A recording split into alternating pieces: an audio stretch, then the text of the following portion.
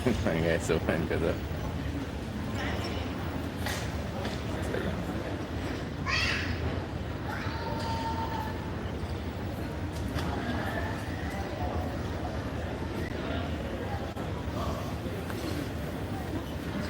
Yan, may mga photo bomber. Tanggalin natin mga photo bomber. Ayan, ayan. Kamusta naman kayo dyan, mga ka-DDS? Kamusta naman ang group Hague natin dyan kanina sa Netherlands? Ayan, lapit sa detention center. Ayan guys, nakita natin. I regret not going to The Hague. Oh my. Andun pala si Harry. Si Harry ay nagpakita kanina sa Hague. Diba kahapon nagpo-post ako na bring Harry back to Hague, diba? Kasi alam natin yung actual location niya, wala na siya sa Hague. Siyempre, nag-apply na exile yan. So, I won't spill more beans, pero alam ko exactly saan siya located. But, guys, ang hindi ko alam, Harry will be back at The Hague. Sayang talaga. Nasaan ka, Harry? Harry, nasaan ka ba dyan? Nandiyan ka ba, Harry? Nasaan ka ba dyan? Ayan, Deloy, guys. Sayang, sana nag-selfie kami ni Harry Roque. Yung pa naman yung pinakainintay ko na selfie. Selfie with the man of the... Grabe talaga yun si Krista, natatawa ko sa post niya. No man's land na siya ngayon. O hindi naman, in fairness, hindi siya nag no man's land. Kanina naman, marami naman mga ka-DDS na siyang kasama, kaya proud na proud din si Harry. Mga ka-Harry dito. Mahirapan tayo mag-Harry-Harryan. Oh my goodness. I don't know if it's the jet lag or if it's like talagang pag nakikita ko yung mga pictures ni Harry, talagang natutuwa tayo sa buhay. Pero mas natutuwa tayo guys. Mukhang wow. Harry in the town. Sayang di ako nag-Hague. Nakita niyo guys, nag-post pa ng mga announcement yung mga ka-DDS na si Hidarian ay pupunta dyan sa birthday ni Tatay Digong, ganyan. Magpo-provoke daw siya ng gulo or something. Behave yourself. Do not give in. Huwag kayo magpaana. I mean, is this a joke or are these people really out of this world, guys? Last time I checked, every time may kasama tayo mga ka-DDS, ako pa yung nakikipag-hug Group Hague, no? Group Hague. Oo nga, nagpo-post pa nga sila eh. Post ko mamaya yung group Hague natin sa mga kaibigan natin dyan. Ako mabait talaga tao. Pero, natatawa ako at yung mga akala ng iba, magka-crash tayo. We're gonna crash the party. Crash the party in anong tawag dyan? Wait lang. Parang mali yata yung pre-impress ko dyan. Gising pa ba kayo dyan? Wait. Guys, wait lang. Kinigising ko yung kabilang channel. Ay, kaya pala, sabi ko nga ba, nasa personal account ko pala, buti nga na-sense ko. Sabi ko, ba't wala yung mga usual suspects? Yung pala, wait. Ayan na, guys. Booyaka siya! Harry Roque back in The Hague. Hindi na natin Harry back home. Hindi na bring Harry back home or bring Harry home. Naging bring Harry Hague. Yan, back in The Hague. Kanina si Harry Roque parang that could have been a momentous talagang occasion na sana magsama kami ni Harry. Hindi na pala no man's land at mukhang the manhunt is hindi naman mukhang hot pursuit ang nangyari. Parang ang daming mali manhunt tapos hot pursuit. Yan, hunt pursuit. Pero love ko pa rin sinabi ni Christian, no man's land na kasi hindi ko alam dun sa mga ka-DDS natin na excited makipicture kay Harry. Parang feeling ko it's more like Harry na excited makipicture sa kanila. But sa pagkaalam ko kahit yung mga kausap natin ng mga ka-DDS, parang hindi nila naintindihan itong hot pursuit situation. Sorry guys. kasi imagine mo guys, di ba? Parang tingin ng mga ibang ka-DDS sa kausap ko, parang ano ba yan? Sinakyan pa niya yung trahedya ni Tatay Digong para lang mag-apply ng sariling exile. Ano bang hanas niya? Bakit siya nakisama? At napaka-long shot naman yung exile application niya considering na potentially mabigat na mga kaso na sasampahan sa kanya sa Pilipinas dahil sa pogo involvement niya. At not to mention, the fact na siya yung spokesman ni Duterte all those years, essentially, isa siya sa mga chief enablers. In fairness, hindi siya chief executor, katulad ni Pebbles, tsaka Aguirre. Oh, by the way, may mga, kamusta naman sila Aguirre, yung mga ibang members ng I would say that even compared to Menardo Guevara, less of an enabler si Harry, because Harry was never really part of the inner group of Duterte, and there were times na mga huli mo na si Harry ay hindi informed sa mga internal conversations. At you could see, si Digong walang respeto talaga kay Harry Alam mo naman si Digong TNL Alam mo naman yung mga TNL talaga medyo mean sa mga Harry types.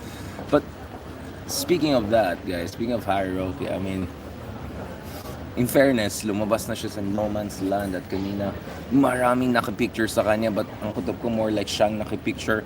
Interesting, may tweet pala si Harry Roque kanina, nakabutan ka habang nasa plane. Uy, meron pa siyang tweet. At dito sa tweet niya, guys, bayani. Bayani talaga, guys. Bayani ang mga Trixie Angeles, mga Crisette, Chismis, mga Trixie Marites, si Mark, Kim Jong-un. Okay, magpakabait na ako, guys. Bayani daw yung mga na TRICOM, yung mga biglang una hindi nila na-realize. Wait, mukhang totoo to. Mukhang wala na tayo sa poder, mukhang yari na tayo sa mga kalokohan natin. Proud na proud daw si Harry. From a long distance, Harry Roque, from a no man's land, somewhere in Netherlands. Right.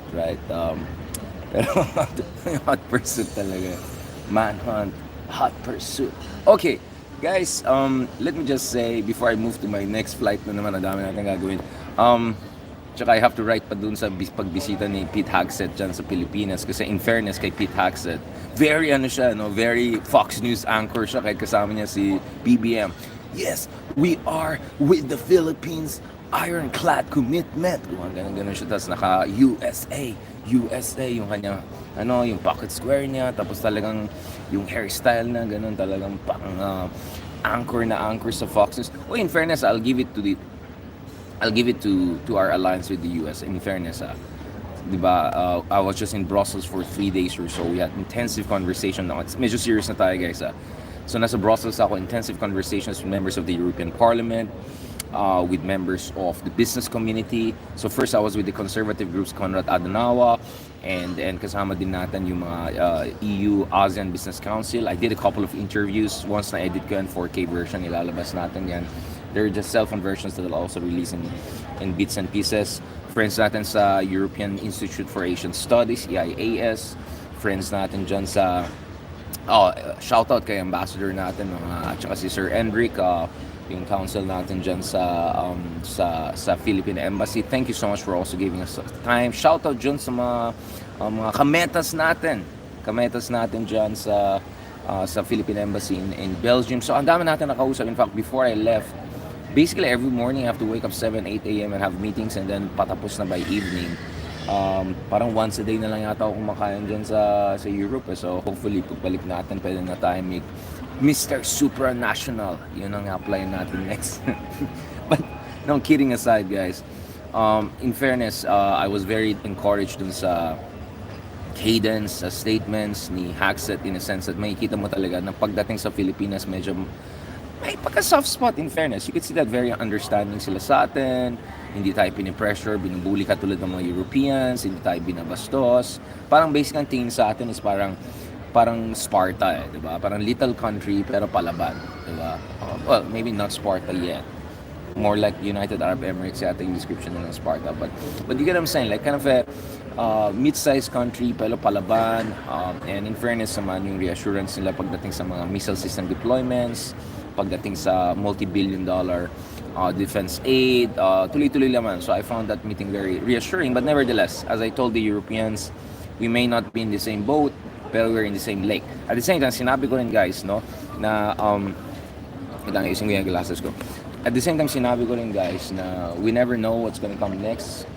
Who knows what if J.D. Vance is the president? It's not like Trump is in the spring of his youth or summer of his youth.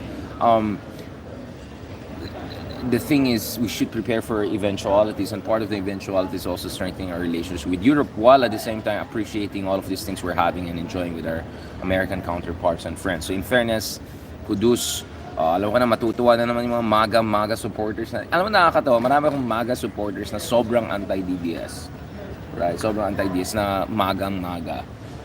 So I have all sorts of different followers. But let me tell you what. The one group of followers na meron tayo, so we gained around 20,000 new followers on YouTube alone over the past 2 or 3 weeks. Thank you so much sa lahat ng mga new subscribers and followers natin. 20,000 in a few weeks is quite something. Unprecedented yan para sa atin for our own little channel sa YouTube. We have a couple, not so many, but at least probably half a dozen of new members. Baka naman, pressure lang naman ng ano yan eh. Pressure lang naman ng isang espresso lang yan eh. Pick up coffee lang, pwede na kayo mag-member sa YouTube. No, but one of the groups na napansin ko na new followers natin ay yung mga tao na, ito very interesting to proudly ex-DDS. As in proudly ex-DDS. I have so many screenshots of yung mga posts. You could see really heartfelt. You could see really sincere. You could see even emotional. Minsan, 4 na paragraphs, ang haba ng mga messages. You could see these people really put their time and effort into writing those down. So one of the things that really natuwa tayo, aside from the fact na si Harry ay nagpakita sa Hague, kung kailan wala tayo, sayang naman. No, but isa sa mga bagay na natutuwa tayo is, I think Christian was also mentioning that. Oh yeah, I know, maraming MAGA dyan na anti-DDS. Kaya alam ko yung iba na hurt na naman sila nung sabi ko, every country has their own kind of populist right-wing base, etc. And then I mentioned MAGA, I mentioned Orban's base, Erdogan's base, and then DDS whatever, or BJP, ganyan. Na-hurt naman yung mga MAGA supporters natin. Ang hirap talagang trabaho natin eh. Whatever I say, one group is gonna get hurt, right?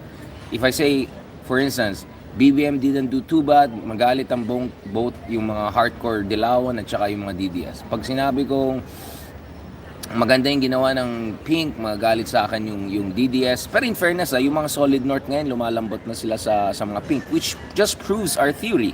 Parati ko sinasabi yan, mas malaki yung chance nila Bam, nila Kiko, among others, to get support sa solid North, much of the Luzon, which is very vote-rich, than, to be honest, sa mga ka-DDS natin dyan. Malabo yan. I think they have better chance, and I think we're seeing that in numbers, we're seeing that in analytics, but more importantly, at least at the personal level, nakikita rin natin sa mga comments, sa mga memes na lumalabas na parang solid North or loyally stand with or are willing to support Bam and Kiko. Kasi isa pang reason is ang dami dyan galit kay Amy Marcos, ang dami rin dyan galit kay Camille sa mga Villars, because as you can see, the Villars are standing very strongly with Duterte. At kung tignan mo, malapit din ang mga Villars sa Kibuloy, di ba? At least back in the day, di ba? Tingnan mo yung mga videos, you can Google it yourself. So in fairness, marami mga membro ng alyansa na medyo alanganin. And then you have people like Francis Tolentino na alyansa pero dating Ronald Llamas ni Digong, and then medyo papya-hapya yung positioning. So maraming member ng alyansa na actually not necessarily taking a solid stance. At hindi lang si Boy Fashion Week, si Boy Fashion, si Boy Microblading, hindi lang siya yung medyo papya-hapya. In first, maraming membro naman dyan sa Senado, including yung mga tumatakbo sa ilalim ni BBM na medyo malabo yung positioning. Kaya sabi ko, mas malaking chance nila Kiko, nila Bam, among others, to get votes if they take a much more principled stance on different issues, including ICC, including etc. So yung mga nengneng na tabad nga, mga haters na dilaw na sabi, si Richard, siya yung maging kasalanan kung siya Mindanao, ganyan yung vote. What the heck? First of all, shame on you for riding the hate wagon, and you know that was a distorted troll operations and all to character assassinate that. So shame on you people who should know better, and then sinakyan niyo pa dahil hater kayo. I'll never forget that. You think I'll just forget that? I have screenshots of all of that. We're gonna keep that in mind. And one day, you're gonna have your day also. Well, I'm not sure you'll have your day in the sense that I don't think these people will ever be relevant enough to be targeted the way we're being targeted. But nevertheless, my point is, may resibo tayo sa lahat ng mga tao na walang hiya na sinakyan yung hate train sa atin. And I'll just tell it, at the end of the day, I'm just a human being also, right? Medyo matapang tayo, medyo bardagulan tayo. Kung kanal, kumbaga. But, man, we're just human beings too. At the end of the day, I'll just be brutally honest. The level of respect and recognition we get all around the world, top universities, top institutions, people who would love to spend time with us, meet us, all of these important people, all of these smart, good, decent people, the level of respect and recognition we get, all the ambassadors we meet, all of the, sometimes heads of states we meet, tapos gaganinin, babastusin lang tayo ng ganyan. Siyempre, may hurting tayo, tao lang naman tayo. Tsaka, inisip ko, after all of your achievements, everything you're doing, after all of your service, after all the risk you take, tapos gaganyan ka lang. Anyway, what is good is that, dahil palaban tayo, dahil hindi tayo sumuko, in as much as, of course, I'm always happy to clarify, happy to say I'm happy for Human Development Index improvements, blah, blah, blah. One of the things that really makes me happy, guys, is kitang-kita natin na ang dami mga ex-DDS na sumusuport sa atin ngayon, right? Given na yung mga kapsat na, yamat na ito nagadumat ng Ilocano nga. Anyway, given na yung mga kapsat na iba dyan, okay? But just to be clear, hindi ko binoto BBM at saka talagang masama yung dictatorship ni Marcos Sr., okay? So, I think we should be clear about that. Unlike yung mga oportunista at saka yung mga kawalang-iyan ng mga DDS na biglang anti-BBM na at biglang people power na at Paninoy effect pa and all. I'm sorry, you guys supported all of the revisionist, distortionist, historical project of the Marcoses at kayong nagpanalo sa mga Marcoses, mahiya kayo sa balat na yun bago kayo before pointing fingers at others, look at what you have done yourself. Anyway, going back to this, still, na-appreciate naman natin yung ibang BBM supporters na at least they see that I'm as fair as I can get, as fair as one can get. I give credit where credit is due, especially on foreign policy issues. Sabi ko nga, mabangaw na tayo internationally. We're in the good ledger. We're in the good books. Diba? So I feel good when I talk to our partners in Europe, in Japan, in US, around the world. Unlike yung panahon ni Digong, na sobrang nakakaya talaga yung isang grabe. Like, anong ginawa ng presidente mo? Anong ginawa? Like, yes, of course, there's gonna be 1 out of 10 na, galing ni Digong, art of the war, charot. But most of the time, it was like, what the heck? I was kind of banana republic kind of president that was. But anyway, kung barangay lang kasi talaga yung geopolitics ng Digong eh. Kaya tuloy na Duterte siya ng both BBM at saka China. But going back to this, one of the things that really makes me happy, guys, is etong efflorescence, if I can put it, blossoming of this whole group of people, including marami sa ating mga kababayan OFWs, right, who reach out to me, who message us, who write long comments. I see that. I appreciate that. From Italy, from Germany, from different parts of Europe, from all across the Philippines. Yung nagsabi na noong 2016 basically nabudol daw sila dahil sa sobrang desperado sila na magkaroon ng pagbabago sa bansa. At dahil all over the social media yung mga fake news, disinformation nila Duterte, basically nadala sila doon. At ngayon namulat na sila, nakita nila yung katotohanan, and meron din yung mga iba sabi na dati hate ka namin, ininitpick namin whatever you. Ang ganda yung isa, yung sabi niya, back in the day I used to nitpick everything you posted just to find something wrong with you, and ang sources ko ay yung mga usual suspects, diba? Yung mga bayaran na propagandists na ngayon Team China na ngayon and all, diba?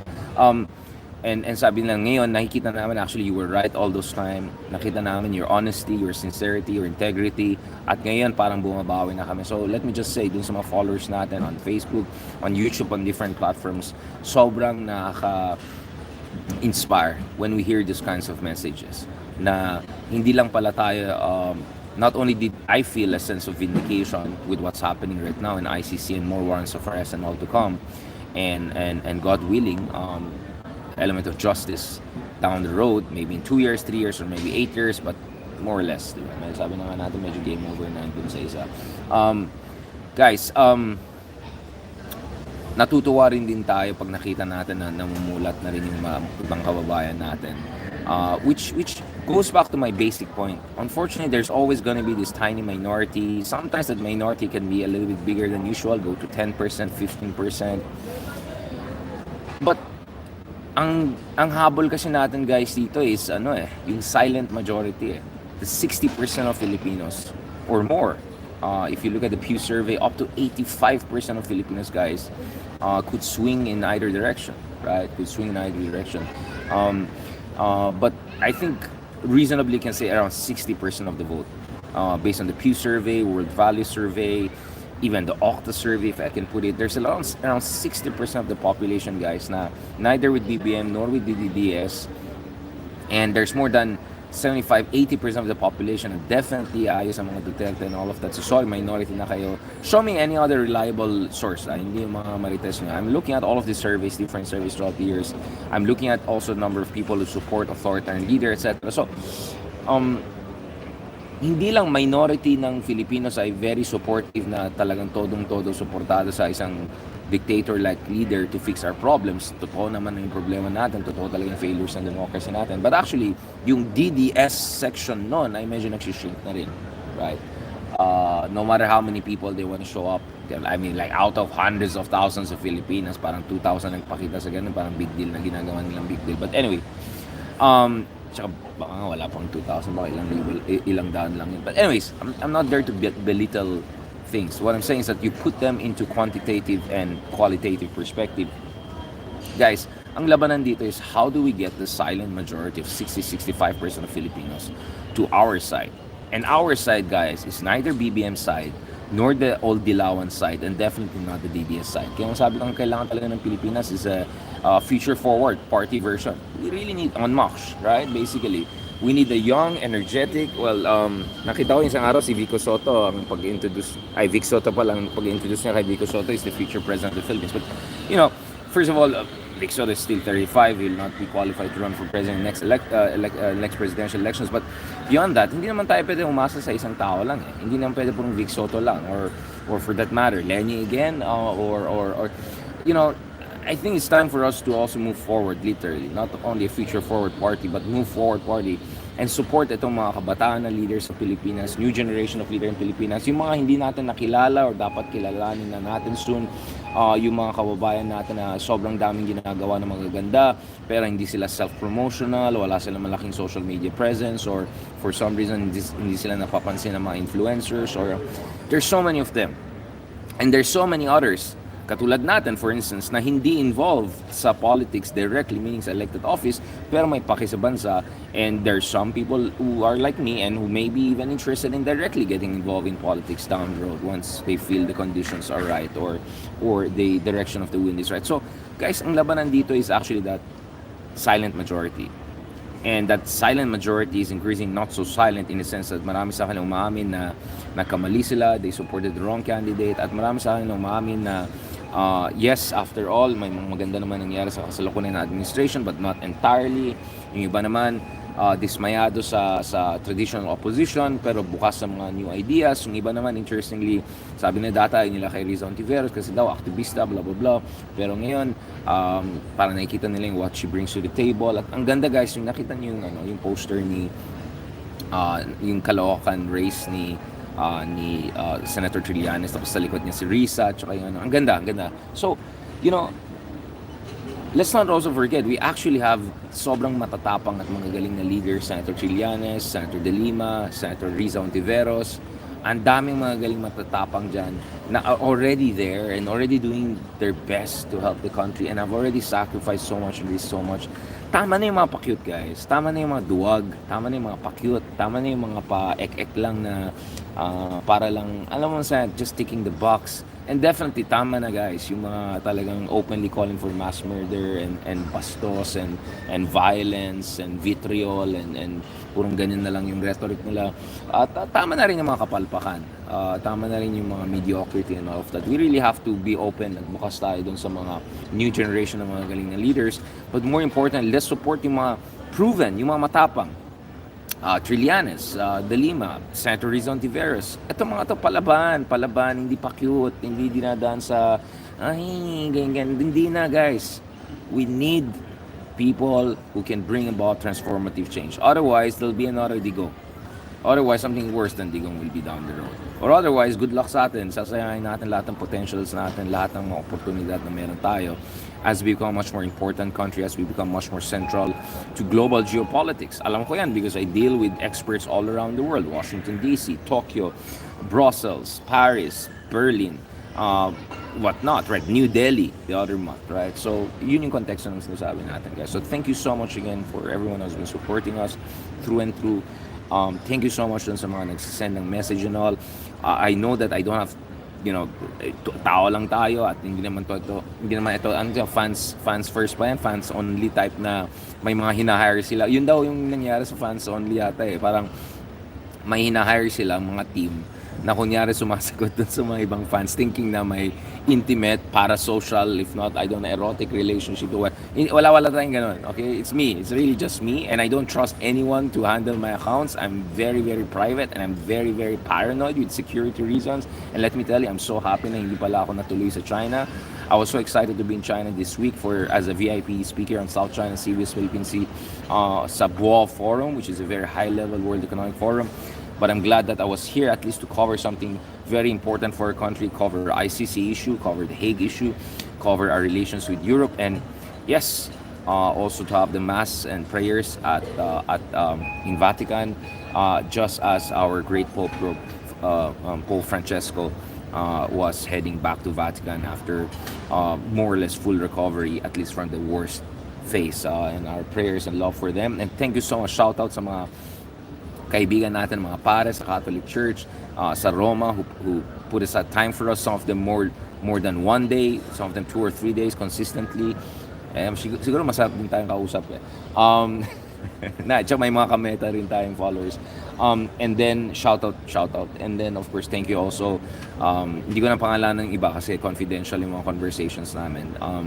So, we really had to do it. But ito yung mga informed sources natin who told me that there will be a warrant of arrest. Last year pa. Medyo napa-excite kami ni Justice Carpet thinking mangyayari yan last year. But eventually it came. And, you know, go for G pa naman yung nangyari. Hindi si Pebbles, si Digong mismo ang inarrest. And then, of course, thank you so much also to our good friends at the European Parliament, Antoine, Juja, for arranging all of those interesting conversations. Shout out to our good friends, Olaf, Lean, who put aside their time and we're willing to be on the record. Alam mo yung pagkakaiba ng mga Europeans, unlike us Asians or Americans, hindi sila masyadong komportable to be on the record all the time. Medyo prim and proper kasing Europeans. That's what I love about them. They're so posh in a good way, no? Hindi elitista, but they're very prim and proper and very considerate and thoughtful. Yun ang gusto ko sa kanila, but they still put aside time for us. So, you know, from friends to Germany, Poland, Belgium, Ireland, England, France, ang dami natin nakausap, yung iba na interview natin on the record, a lot of them off the record. Thank you so much again for all the love and support, guys, and please to continue to support us on different platforms. Don't forget to follow us on different platforms. Be a member of YouTube, Richard Hidaran Vlogs sa YouTube. Libre lang yan. Actually, hindi libre maging member. Just almost libre. I mean, just want to pick up coffee. But more importantly, guys, please also follow us on Spotify. Walang commercial, nothing. It's not monetized, anything like that. But we want to maintain our position. We almost doubled our traffic on Spotify. So way ahead of competition tayo on Spotify. There's no other political podcast that comes close to us in rankings of Spotify. But ang kalaban natin, guys, comedians, mga komedyante, entertainment, horror story people, I don't know, self-help people. So we need to beat those guys. We need to be consistent in top 5 to 10. Para naman, magka-billboard din tayo dyan sa Pasig River. Deep dive in Pasig River. O nga, parang ang ganda sana yun, may deep dive kang tapos sa Pasig River. That would be quite interesting. Parang yung hot pursuit manhunt. Diba? Alright. Okay, tama na yung asawa kay Harry. I have to go to my next appointment and actually download what I have to download para I can work naman din sa article natin about Pete Hegseth's visit and what it could mean for our bilateral alliance. Maraming salamat, guys. God bless. And please don't forget to follow us on Spotify or also Deep Dive with Richard Hidaran. Just put my name Hidaran, Richard Hidaran, something's gonna come out, right? So don't forget anything about that. And sa ating mga kapsat, mga kaibigan, maayong araw, maayong gabi sa ating mga kaibigan in the Visayan region, in Mindanao. Love na love ko kayo. I hope in spite of all of this disinformation, character assassination, all of this really horrible attacks and all of that, I hope yung iba sa atin ay bukas pa rin ang isip at bukas, most important, bukas ang ating damdamin at puso for a proper dialogue down the road, because the road ahead for the Philippines is going to be very contentious, very difficult, and polarization is not going to go away. But the one good thing is we're one step closer to justice, and another good thing is that Now we have political space and democratic space to really create a good opposition and better future for your country. And let me also say how privileged I feel, and although of course it was in many ways very wrenching, also for a chance to meet yung kapatid ng isa sa mga biktima ng kunyaring kampanya laban sa pinagbawal ng droga ni Digong. Grabe, ang dami na traumatized even 7, 8, 10 years after. Ganong kagrabe. Well, 9 years after rather. Ganong kagrabe yung epekto, yung trauma na na-inflict ng fake drug war, Google drug war ni Digong. Alright? Thank you so much. God bless and talk to you soon. Halas. Talk to you soon. Merci.